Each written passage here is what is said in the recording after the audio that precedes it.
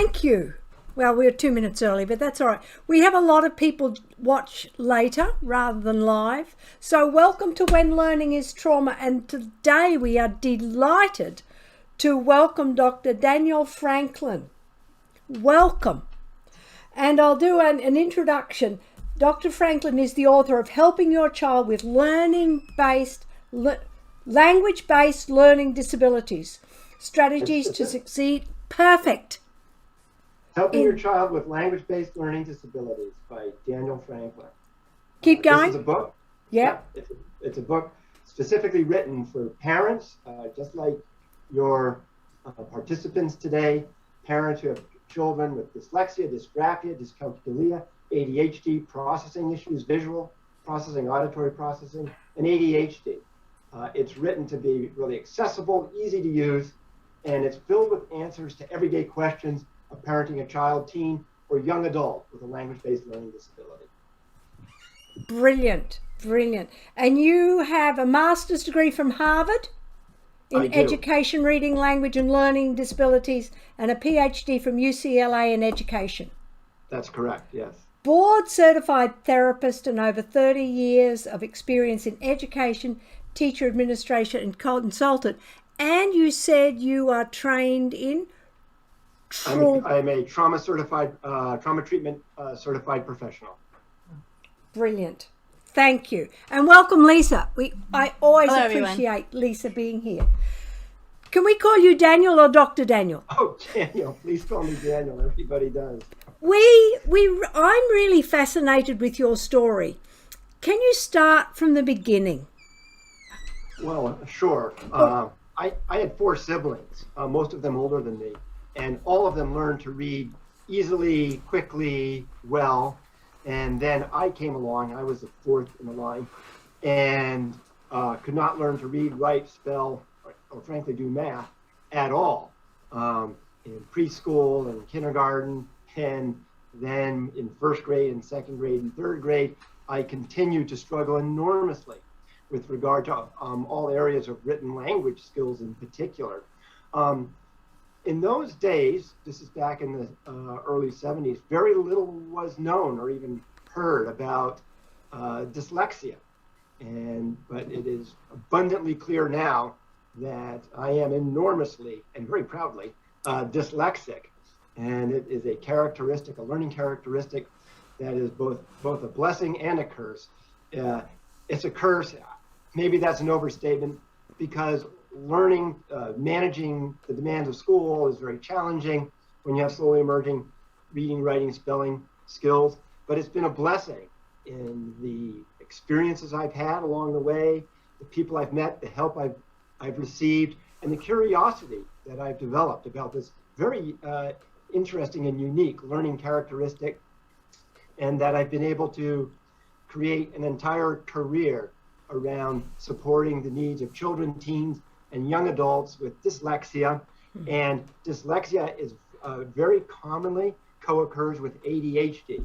So ADHD is another area in which I have rather extensive experience, and an area where I provide a high level of support to students with ADHD. Lois, your question when we started speaking about this a couple months ago was trauma. And why is it that we need to take trauma into account when we are supporting children, teens, and young adults who've had a long history of learning challenges? And the reason is clear, that when a child struggles, especially in a way that is glaringly obvious, for example, struggling at school, the fear, the levels of self-consciousness and self-awareness are at an exceedingly high level. And this indeed creates a trauma response. It is a response of acute and chronic anxiety, elevated levels of stress, which also means elevated levels of stress hormones like cortisol. And when one lives with chronic and elevated levels of stress, that in itself becomes a challenge, because stress enlarges the amygdala, which is 2 little knobs deep within the brain. It's the warning system of the brain.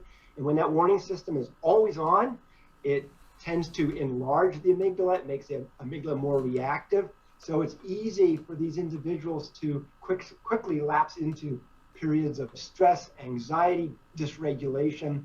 And as Lisa, our participant today, is well aware that the post-traumatic stress syndrome has a universal impact regardless of the underlying cause of it.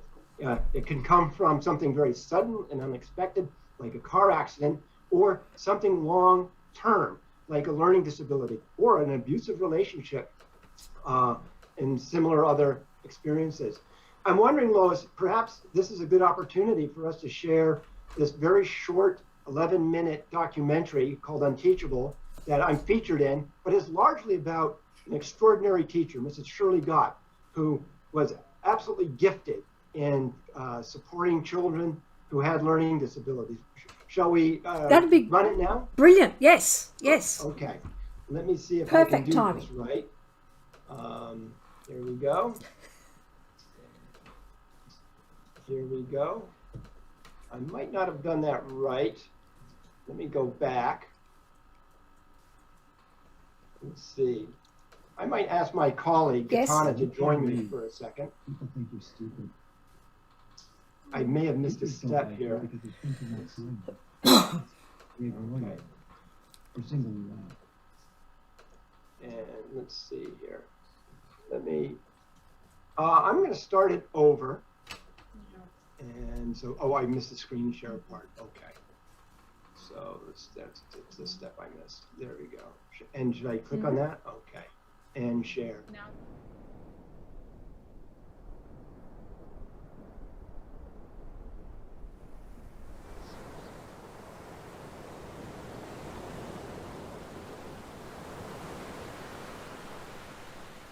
When you can't read, people think you're stupid.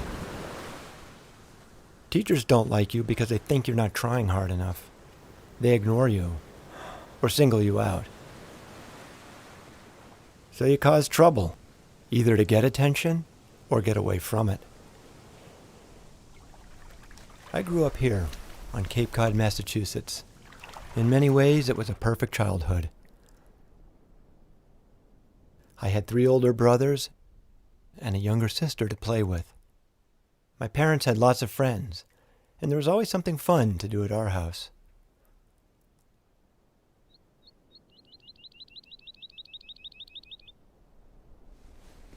But then school started. I liked kindergarten. I was an excellent napper. I could stack blocks like a champ. Everyone liked me. But there was a workbook for copying letters. By the end of the year, mine was still blank. I hated that book. I hadn't opened it once. In first grade, when I looked at a sentence, the words shifted and fragmented on the page. The only way I could tell if a book was right side up was by the pictures. When I was called on to read, I panicked.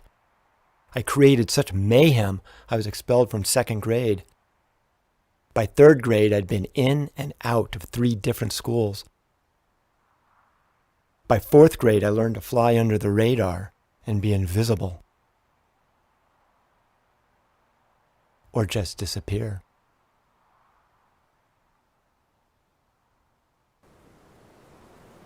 Out here, school didn't matter. That's what I told myself. But I hadn't learned how to read, write, or do basic math. I couldn't spell my name. It's clear now that I was dyslexic. Sometimes in life you can identify the moments in which everything changes. I didn't realize it then, but now, 40 years later, I know that the moment I entered 5th grade, my life changed. And it was all because of my teacher. In the 1970s, in the few buildings that were left of the abandoned military base, Camp Wellfleet, a small public school called the Clinical Teaching Center opened. My classroom is on the right side, in the center. There's nothing left of the buildings now. It's just forest.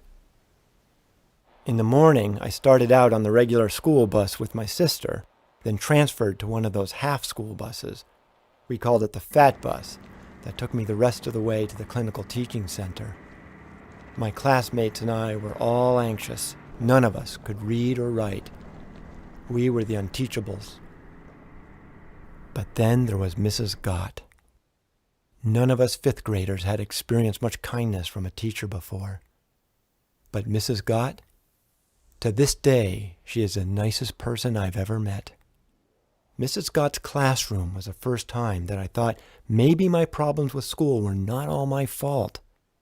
Mrs. Gott and I were inseparable. That's me, squeezed in beside her.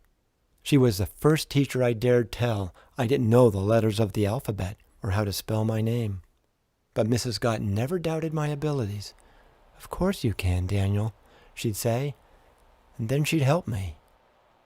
I began to trust her, and then myself.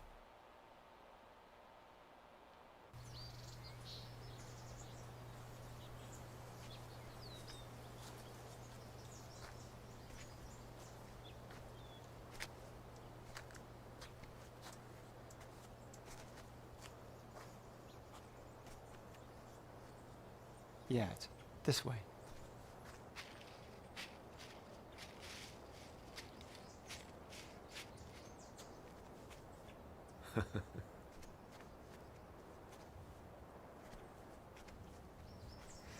The chalkboard would be right there. Mrs. Gott's desk was right there. We had the alphabet up along the top, on the chalkboard there. We had the reading corner there. We would have our math instruction over there. And we had sort of our desk laid out at a slight angle. They weren't perfectly square. Mrs. Gott didn't hold advanced degrees and only received training to be a reading teacher much later in life. She taught for 10 years before retiring. But she had a gift for teaching reading to students like me. And so, in 5th grade, when I was 11 years old, I read my first 2-syllable word. It was this one, Boston. Boston! On this pencil sharpener, in my father's office. Boston! I was born in Boston, and now I knew how to spell it. Our class often went to the dunes to write in the sand so we could feel what it was like to make letters. I practiced my name over and over and over.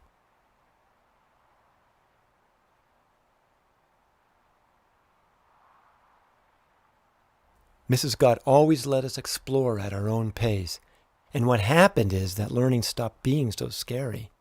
It felt like fun. My shame and anxiety slowly diminished. I was not just learning. I was learning that I could learn.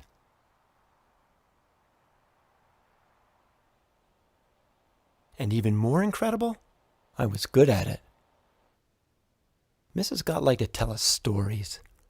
She told us of a place in America where you could stand in 4 states at once. We didn't believe her, but then she said she'd been there.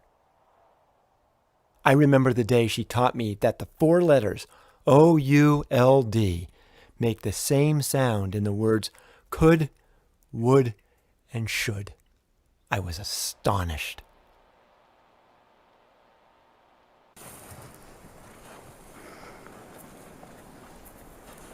This is what's left of the Marconi Towers, where the first wireless transatlantic communication took place in the early 20th century. Mrs. Gott said the towers had received distress calls from the Titanic. The clinical teaching center was near here, and my classmates and I played among the ruins.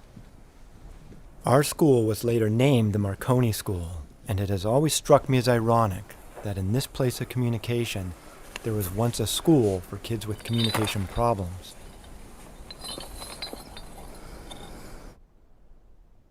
Current neuroscience research shows that a trusting relationship between a teacher and a young student, not a regimen of homework and testing, is key for learning and development.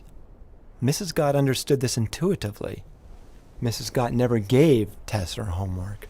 She didn't punish or offer rewards. She practiced patience and kindness. In 7th grade, I was mainstreamed back into the local public school. Reading remained incredibly difficult, but at least now I had a foundation. Not being able to read as a child still carries a lot of shame, and only recently have I dared tell anyone how significant my challenges with dyslexia were. Dyslexia is not something you cure, it's something you learn to live with. It was because of Mrs. Gott that I decided to become a teacher myself.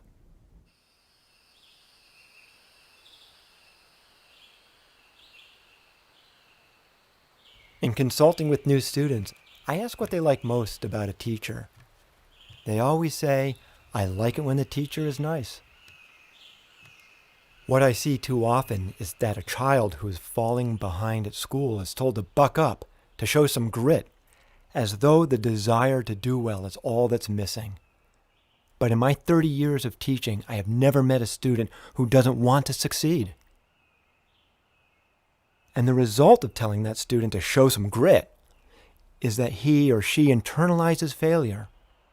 I know absolutely that failure isn't the fault of the child, but that of the environment in which every student is expected to learn the same thing in the same way.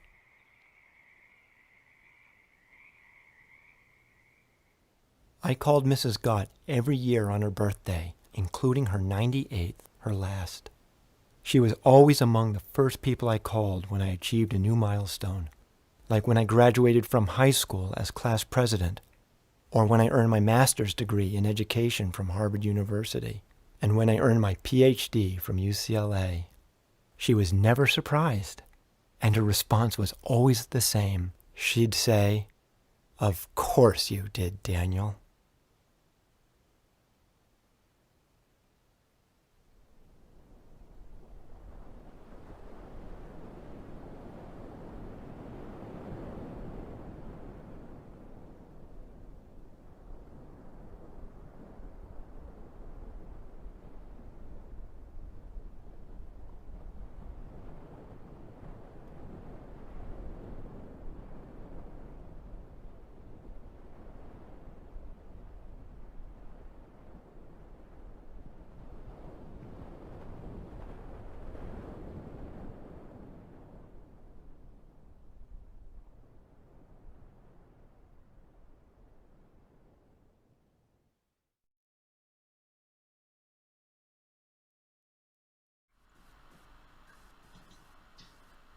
So that's Unteachable. The filmmaker's Anthony Sharon. He's actually a very highly regarded documentary filmmaker, and he created this as a public service, and he's very happy for anyone to have it and share it. So whatever format you need it in to share with your audience, and you can do it however you like, that works well for you from a technological standpoint.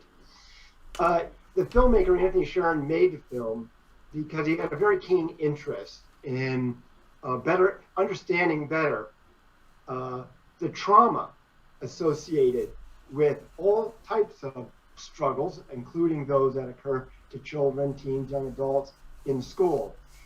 And he also had the remarkable capacity to understand the solution and treatment for trauma is another person. And that's the good news about trauma, that the treatment of trauma, especially for children, teens, and young adults, invariably is the healthy connection to a healthy person, and presumably an adult. And the mechanisms of attachment. Attachment is a person's internal model of what a relationship is like. And when a child has a healthy, positive connection to other adults, they are better able to manage the overwhelming, complex sensations that come with a lifetime of acute anxiety associated with any manner of challenges. In my case, it was struggling at school.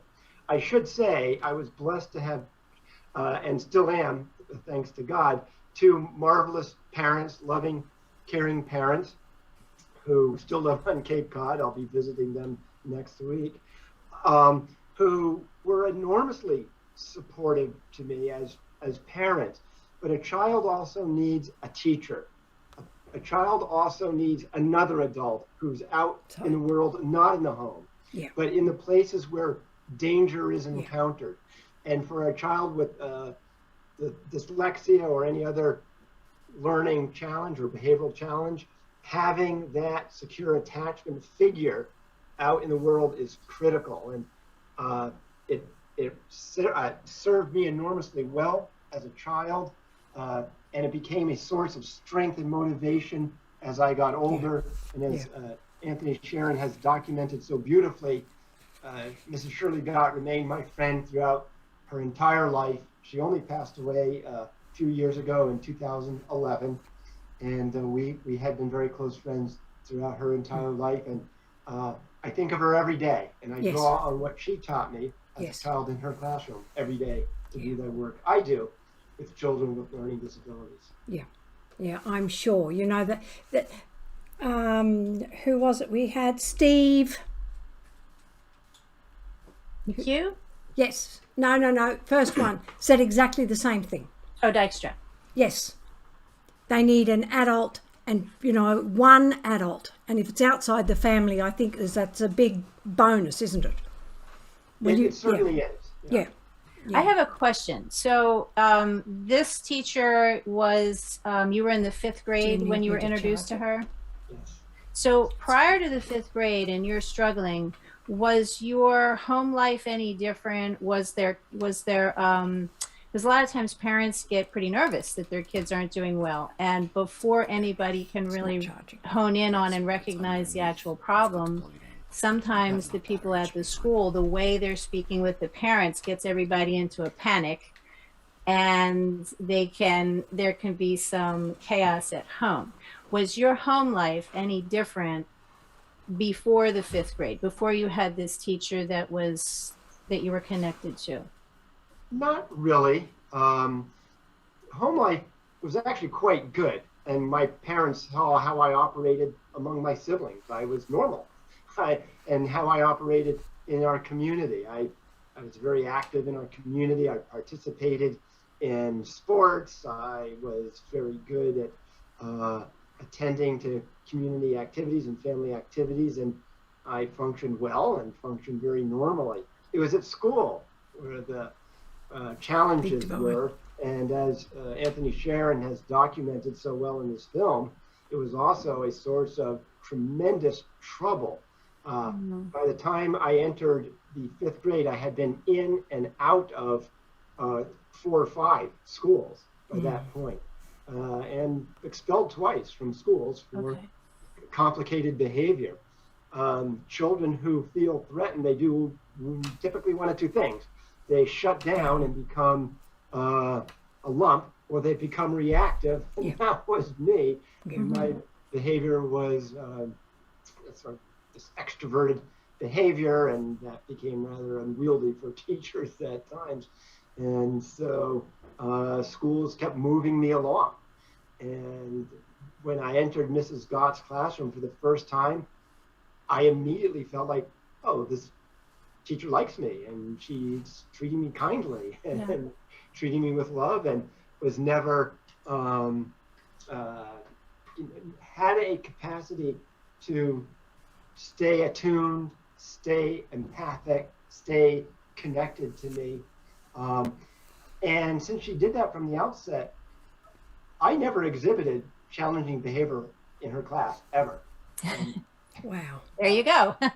I was, I walked into her class, as I did 5 years previous, willing to give the teacher a chance. But the minute they started calling me stupid and lazy and ridiculing me in front of other children and blaming me for my inability to perform how these teachers wanted me to perform, that's when I became reactive. I felt it was unfair, and it was. And I wasn't going to take that kind of abuse sitting down. I was going to speak my mind, and if I felt I needed to just get up and leave the classroom, as I did on a number of occasions, it's a type of behavior that's not appreciated frequently by teachers in schools, but in retrospect, it was very empowering to me as a child. Right. big part of what has given me the resilience to prevail against great adversity. So were you quite articulate in school? I was, no. All forms of language, not only reading and writing, but speaking as well, were difficult. As is the case with many children with dyslexia, I had a speech impediment. Right. I still do, but it's not as pronounced now as it was when I was a child. I mispronounced many words.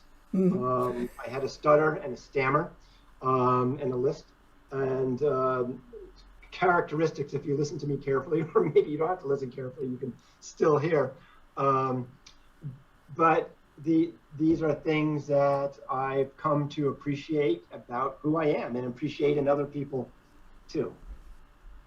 Well, so I have 3 boys. 2 of them struggle in school. My youngest is very dyslexic. My middle son struggles with dyslexia, more so with dysgraphia. They both struggle with dyscalculia. So they had a rough time in school. My youngest son goes to a specialized school that deals with different learners.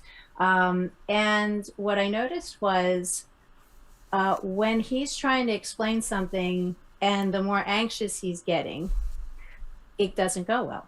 When he has command of the thing that he's trying to explain, that anxiety is key.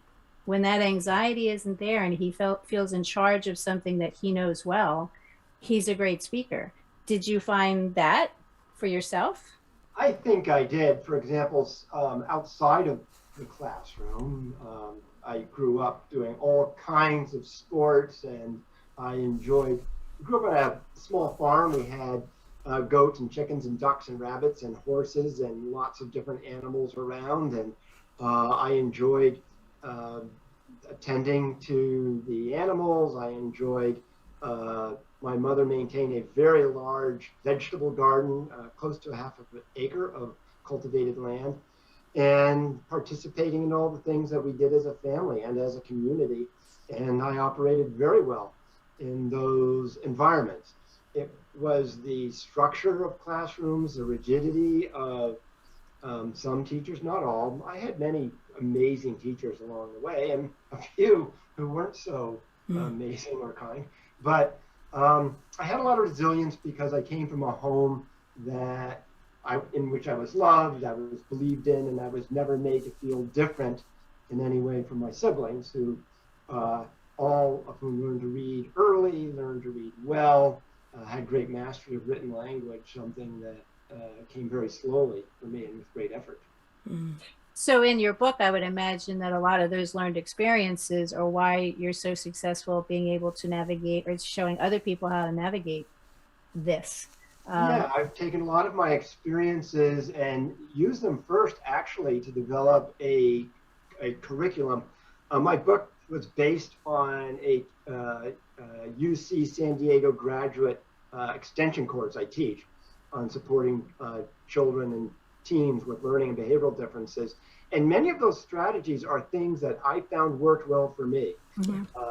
Not just things that I learned in graduate schools of education at Harvard, at UCLA, and other places I received continuing education, but things that I discovered that I needed, and the type of help I needed to learn and to develop skills and to manage the demands of school are the things that I've included in my book, and so that parents have easy access to lots of different strategies. And also I offer a perspective about learning and development that focuses on the quality of parent-child relationships as hands down the single most important ingredient to success in life.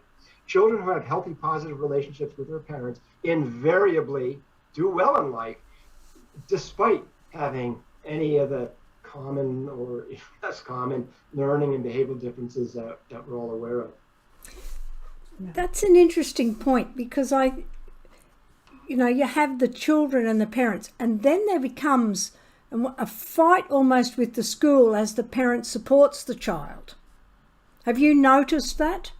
Yeah, unfortunately, a lot of schools do not understand learning as the outcome of social interaction. and this is a big problem. The human brain is a social organ. What do I mean by that? Well, as it turns out, the human brain only develops fully and completely and well in the context of relationships with adults and other adults, parents, and teachers. And the brain, the human brain, is designed to function optimally and to learn and develop skills in the context of relationships. And when learning is mediated by a more skilled adult, not only does it occur better and more quickly, it's actually the most natural way for learning to occur. And for individuals who have slowly emerging written language skills, it's essential that learning is highly mediated by an adult who can manage the complex demands of written language. Because while a child is learning to read, they cannot read to learn. Yes. And so until an individual is a skilled reader, you cannot use reading as an efficient means of acquiring information. In the same vein, while an individual is learning to write, you cannot write to learn. What do I mean by that? Well, all of us as adults have sat down to dash off a very quick 30-second email, and 30 minutes later, we're developing a much more complex, much more involved email. What are we doing? What we're doing is we're using writing as a thinking tool, as a tool to develop ideas and express ideas and explore ideas. And we can because we're skilled writers. Yeah. But a child who is not a skilled writer cannot write that way. Yeah. Yet we're often told that if a child has a writing assignment, they have to do it on their own. Well, that's nonsense. Yeah. Because if that child is not a Yeah. skilled writer, they're going to sit down and have an acute panic attack and be left alone with really complex and painful feelings about being unable to do something they're expected to do. And they will learn one thing very well. That They is, can't do it. they're not good at learning. Yes. And they'll learn something else very well, that when they're struggling, all the grown-ups who are important to them walked away and left them to struggle and to have a very difficult, painful experience. And that is probably one of the leading reasons why individuals with learning and behavioral differences have a lifelong challenge feeling confident that they weren't given the help they needed when they needed. You know, everyone goes on and on about making students independent. Well, I'm all for independence, but I can guarantee you one thing. If you want to make a student dependent on everyone for the rest of their lives, do this. Withhold the support they need when they need it. I guarantee you, you will create a person who is going to be dependent for the rest of their lives. So what should we do instead? What we should do is identify when a student is struggling, identify what it is we need to do to help that child, and provide that child with that help. And we do know this about school, whether a child has dyslexia or ADHD or both, which is very common. The demands of school, whether it's the written language demands or just the executive demands, being on time, being organized, managing time well, planning, those critical executive functioning skills. When the demands of school, whether it's written language skills or executive skills, when they exceed the capacity of the student, we need to step up as the adults, as the teachers, as the parents, as the school administrators, as the clinicians, and do something about that. Not allow that child to languish. Those are the children who do not prevail, end up not feeling good about themselves, end up following paths that people follow when they have low self-esteem, when they've felt abandoned by people around them. And that's why I always say this. The difference between a helicopter parent and a helpful parent is this. A helicopter parent provides help that a child does not need. A helpful parent provides the help that a child does need. And children with language-based learning disabilities need a lot of help. So let's give those kids a lot of help. And let's stop shaming parents for giving help and stop shaming children for needing help. And let's understand learning as the outcome of social interaction. And let's understand that until children are provided with the support they need when the demands of the environment exceed what the child is capable of, let's provide those kids with extra levels of support so they can prevail, they can learn, acquire skills, and be successful in life. And so let's move on. I think that's a problem in schools everywhere where the child is perceived as bright, but just not trying. They're You perceived know, as lazy. right. So Yeah. that the adults around them can tell that they're bright kids. And so when it comes to something like writing or taking notes or reading or whatever, they say, well, they could do it if they want to, they just choose not to do it.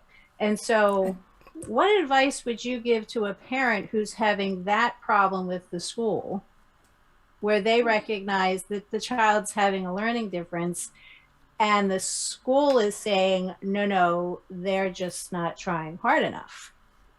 When a child can do something, they do will it. do it. Watch a child trying to learn to walk. Yes. They go to all ends to learn to walk because they want to walk and they learn to walk. Yeah. Children trying to speak, making sounds, trying to communicate, mimicking the adults around them. Children love achieving mastery. Children love being good at doing things. And if there's a child who is not good at something at school, there's a reason why. And to simply shame the child, say you're not trying, is a completely insensitive and also an inaccurate characterization of the child. So let's keep in mind that children like to be good at things. They like to be able to do what they can on their own. And yes, there are lots of kids who are very, very bright, but have very, very slowly emerging written language skills, reading skills, writing skills, and executive functioning skills. And until those skills are strong, it's hard to do things on your own.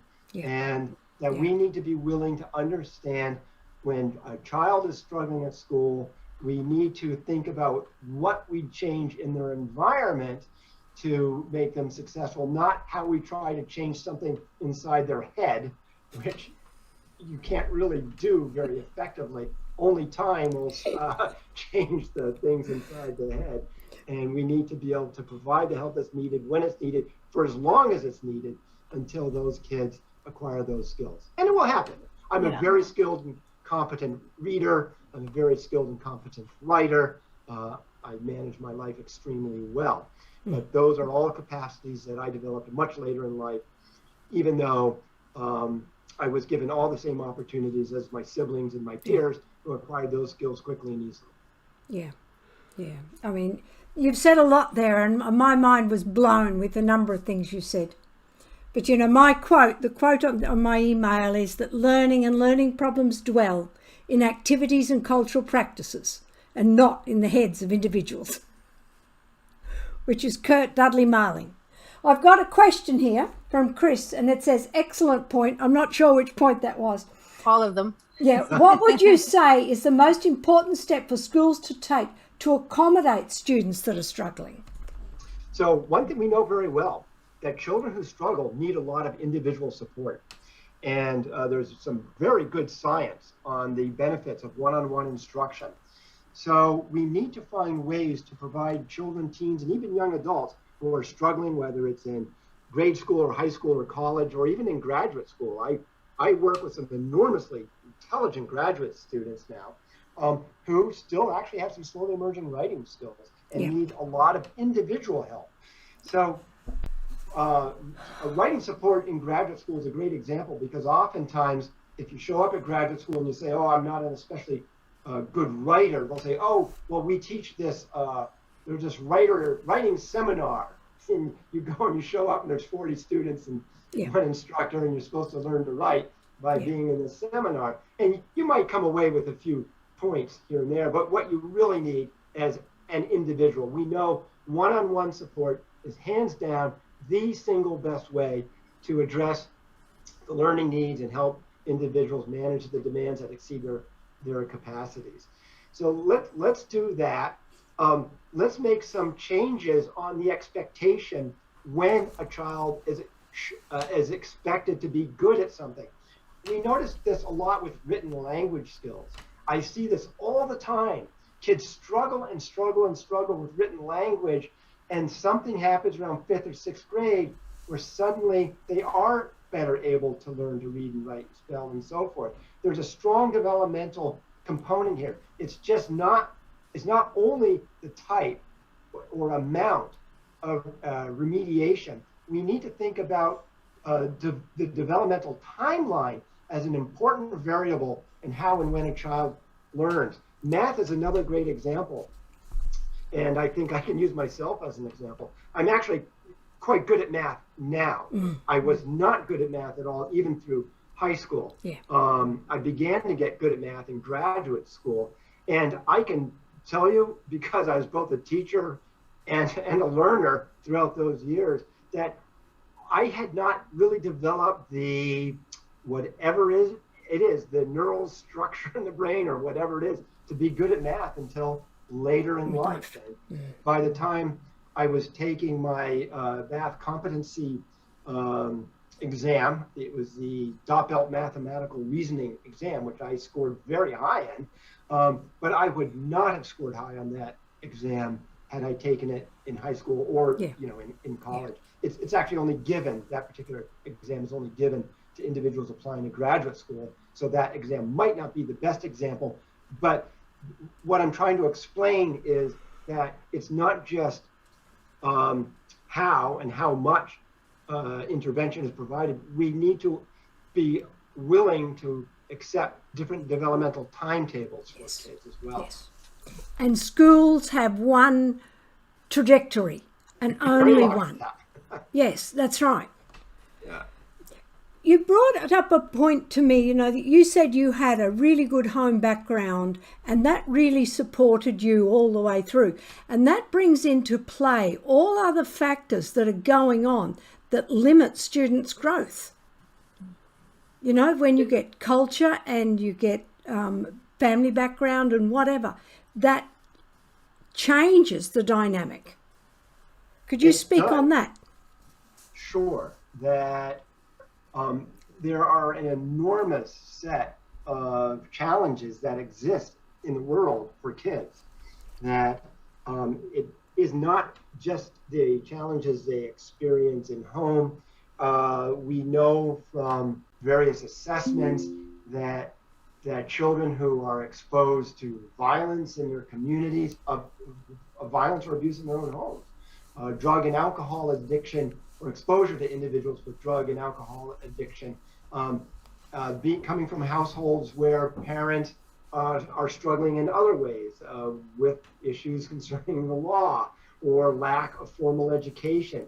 All of these are very significant threats to children, teens, and young adults. That there are an enormous number of environmental variables that can really hinder a person's opportunity to grow and develop.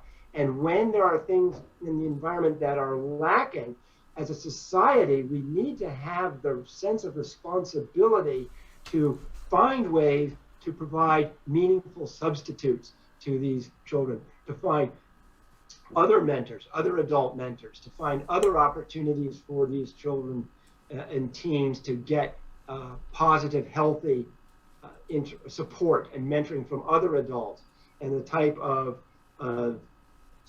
social and emotional coaching that people who are fortunate to come from healthy homes, and I consider myself to be one of those lucky people, that the type of modeling that I experienced allowed me to develop critical social skills to navigate the world, even as a teenager when I did not have well-developed academic skills. Yeah.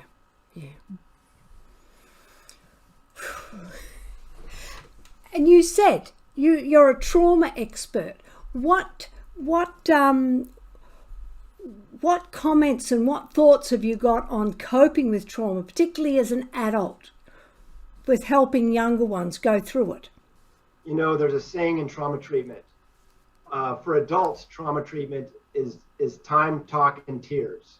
But for children, it's not language. It's attunement, it's empathy, it's engagement, and it's being careful to not press too hard for intellectual processing of trauma with children.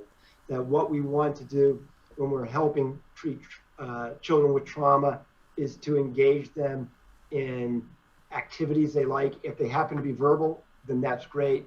But a lot of children with trauma need to engage in positive nonverbal activities with adults, board games, building things, doing arts and crafts together, taking walks, listening to music, playing music, and all the things that we can do with a child that help them feel connected and help them feel that the adult who is with them is attuned and empathic and caring, all of which can be done without language, because issues of trauma transcend language, especially for children, and that we want to find ways to engage children, teens, even young adults in nonverbal types of communication and activities, and do it in a way that is done with empathy and a sense of relatedness and connection.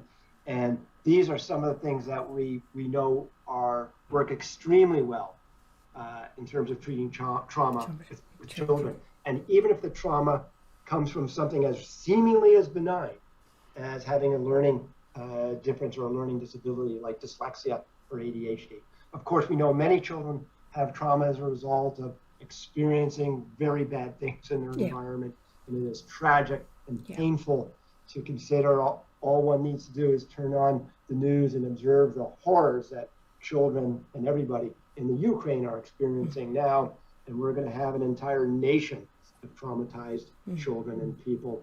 And as a world, we need to come together and think about other types of things that we're going to need to help them with, not just the weaponry needed to defend themselves, but the understanding of meaningful types of trauma treatment that the entire country is going to need in the coming weeks and months and years ahead. And I really wish that people would start to understand the full impact that some of these kids with the learning differences, their educational experience is sometimes extremely traumatic. And I was just working with a client who has been through a lot, and I think I mentioned this on the last show, and I was talking to this person again, and this person had gone through a terrible childhood, multiple issues, and 2 times he broke down in tears and said if he could ask God to take away any of the situations he'd been in, he said, hands down, I would have asked him to take dyslexia away from me, because it was that hard for him to navigate in the education system. And I don't want that to be minimized, that we have to do better. We have to make connections with these children, even when it looks like they're struggling and maybe their behaviors are getting in the way. That's critical to being able to get them through this system without being damaged. Absolutely. Nothing is more glaring than a disability in the area of reading, writing, and spelling when you're in school. And nothing is more humiliating to be the one who's thought to be the dumbest, Right. because you can't do the one thing everyone is expected to do. And that's a traumatizing experience. And that's the bad news. The good news is there's a lot we can do. Yes. And there are a lot. And one of the things we need to do is provide children with a very high level of proactive and explicit support with regard to managing the demands of school. Yeah. And hold the line 1 second. I will close my door. That's okay. I wish we could get the learning differences even into the ACEs score, or the ACE score. I'm so glad you brought that up. I don't know why it's not in there. So, Lisa, the ACEs 10-question ACEs says one of the most critical surveys we can use with children. Would you like to explain ACEs to our group today? Well, basically, the more adverse childhood events that a person goes through, they're really at risk for adverse other things going on. And so I guess that as the score gets higher, it's presumed that they've been through a lot of trauma. And I don't see educational experience on that. And I think that that's a mistake. I do too. Another one that's also not on there is issues concerning of race. That individuals who stand out in terms of their race relative to their environment is also a factor. So the ACEs currently are 10 realms that are evaluated by a clinician. It can be administered very quickly. There are questions like, did the child have exposure to violence in their home? Did they witness it? Another one, did they experience physical abuse or sexual abuse or verbal abuse? Did their home have individuals with drug and alcohol issues? Was there a crime? Was there a parent incarcerated for crime? These are, I just rattled off maybe 5 or 6 of the 10 or so areas. And the scoring just affirmatively to one Yes. of those 10 questions is a known risk factor, not only for all kinds of social and emotional issues, but medical conditions. Right. The Yeah. likelihood that an individual will develop cancer in their lifetime can be predicted by scores on the ACEs, which would be a wonderful show in of itself. If there's ever time, I would love to explore the ACEs with groups, to go through the various items and describe the many unfortunate side effects, or rather issues that correlate strongly with a score of even 1 on the ACEs. And I think there are currently about 10 questions. And yes, having a learning disability is, as far as I know, is currently not one of the issues measured on the ACEs. Well, every several years we redo the DSM, so why can't we redo the ACEs score? Very good question. I agree. Yeah, we should take a look at that and consider that. I have poked around a little bit, and yes, there is evidence and documented evidence that individuals who've had a documented learning or behavioral difference do exhibit higher levels of anxiety and depression and other not good characteristics. Yeah, interesting. Yeah. Our time is nearly up. Have you got anything else you'd like to conclude with? Yes, that if you're a parent and you have a child who's struggling at home, do not be shy about providing very high levels of ongoing proactive help. Provide organizational help, provide planning help, provide support your child with their school assignments. If your child is learning to read, then read the assignments to your child and check for understanding. If your child is learning to write, engage in a highly collaborative, interactive process when you have to complete a writing assignment.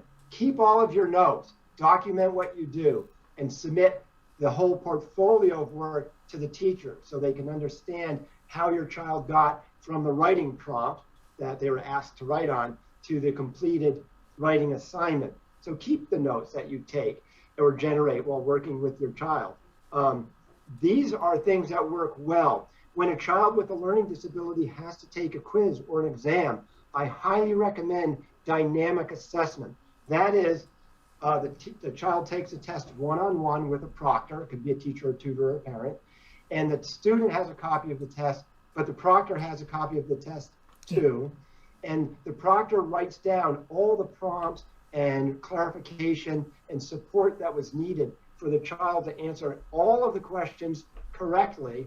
And we know from looking at the proctor's version of the test how much help was actually needed, and it gives us a better understanding of what the child knew and did not know upon taking the test, so that we can provide ongoing instruction such that the child eventually takes the test independently with no help at all. And so it's called dynamic assessment. It should be written into every single IEP, and I highly encourage parents to advocate for it when their child has tests and quizzes at school. That's fantastic. That is really good. And where can listeners find you? I'm really easy to reach. DanielFranklinPhD.com. It's all one. DanielFranklinPhD.com. You can also just Google Daniel Franklin PhD, and I come up very high on a search, not because I'm famous, but because my IT guy did a great job with search optimization. So yeah, DanielFranklinPhD.com is the best way to reach me. I welcome questions. I reply to all emails. I love hearing from people, from parents, from students, from teachers, clinicians, and other individuals who have this blessed opportunity to do the work that we do, supporting children, teens, and young adults with a wide range of learning and behavioral differences. It's fantastic. That is fantastic. Lisa, where can people find you? Facebook mostly, Monday afternoons with Lois, and I'm on LinkedIn, but not usually actively on there. And one of these days I'll get on Instagram, but not so far. Well, Lisa, I hope you'll join me on LinkedIn. I'm very active on LinkedIn. Okay. And I encourage you to, I'll look you up. And Yeah, do that. I'll send a connection into you too, Lois. Yes, I haven't seen you at all. We mustn't be connected there. I bet we are. I'm very active on LinkedIn. Oh. I have almost 19,000 followers on LinkedIn. Wow. And I spend about 15 to 20 minutes every single day. Oh, right. Since I've had my accident, my social media input has plummeted. I'm sure. Well, hopefully you'll recover soon and we'll get you back up posting on Instagram and your LinkedIn posts and everything else.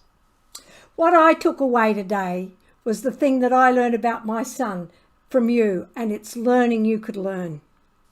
Yeah. The big deal. Very important. Learning you could learn. Well, I got to thank my son Isaac and his buddy Chris for the support, because without their technical expertise, this show would not go on. And hit the like and subscribe button and the bell for notifications, and share the channel with friends and family so we can grow the channel. Find me Twitter, Facebook, LinkedIn, Instagram, YouTube, and my website, loisletchford.com. Next week's guest is Mike Stickler from Leadership Books, best-selling author and sought-after conference speaker. So just thank you for joining us today. Absolutely loved what you spoke about, and get to know more about trauma-informed care and know that we can prevent it, but we can also deal with it. Thank for having you. me. Thank you for Thank you. being here. Thank you, Dr. Dan. It was a pleasure. Thank you. Thank you, Lisa.